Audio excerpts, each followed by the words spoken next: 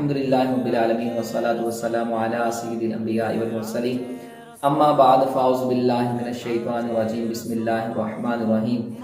احباب ذی وقار، پیارے اور محترم اسلام بھائیوں، یہ مہینہ رجب المرجب کا مہینہ ہے۔ اس مہینے میں اللہ تبارک و تعالیٰ نے اپنے پیارے حبیب صلی اللہ تعالیٰ علیہ وسلم کو مسجد حرام سے لے کر مسجد اقصی تک، مسجد اقصی سے لے کر پہلے آسمان تک، پہلے آسمان سے لے کر ساتویں آسمان تک، ساتویں آسمان سے لے کر سدرۃ المنتہا تک، اور سدرۃ المنتہا سے لے کر لامکان تک، الحمدللہ عز وجل اللہ تبارک و تعالیٰ نے ہمارے محبوب صلی اللہ علیہ وسلم کو معراج کروائی۔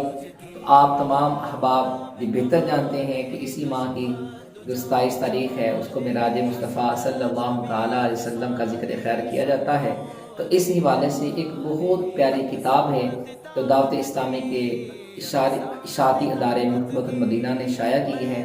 اس کتاب کا نام بڑی پیاری اس کا نام ہے فیضان معراج۔ یہ آپ دیکھ رہے ہیں کتنی یہ پیاری کتاب ہے۔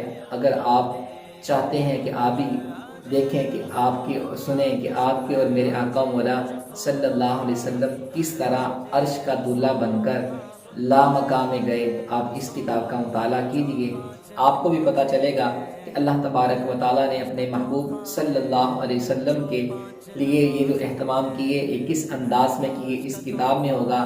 اس کتاب میں آپ پڑھیں گے کس طرح نبی کریم صلی اللہ تعالیٰ علیہ وسلم کو جگانے کے لیے جبریل امین تشریف لے کر آئے، کس طرح جو ہے نبی کریم علیہ السلام کا سینہ انور چاک کیا گیا، کس طرح نبی کریم صلی اللہ تعالیٰ علیہ وسلم موسیٰ علیہ السلام کی قبر کے پاس سے گزرے، اس کا بھی ذکر۔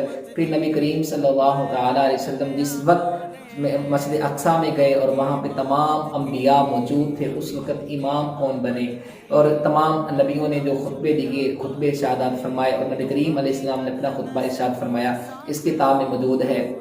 پھر آپ جس براق پر تشریف لے گئے اس کا ذکر ہے۔ پھر زمین سے لے کر آسمان تک، آسمان سے لے کر سدرۃ المنتہا تک، اور اس میں اس کتاب میں یہ ذکر ہے۔ اور اسی طرح جو جبریل امین علیہ السلام نے جب عرض کی اے میرے مالک و مولا اب آگے میں نہیں جا سکتا، اس میں موجود ہے۔ پھر اس سے آگے پھر جو تحائف اور اس کے بعد جنت کا مشاہدہ ہوا اس کا بھی اس میں ذکر ہے۔ اور اسی طرح جو دوزخ کے عذابات کا مشاہدہ کیا گیا اس کا بھی اس میں ذکر ہے۔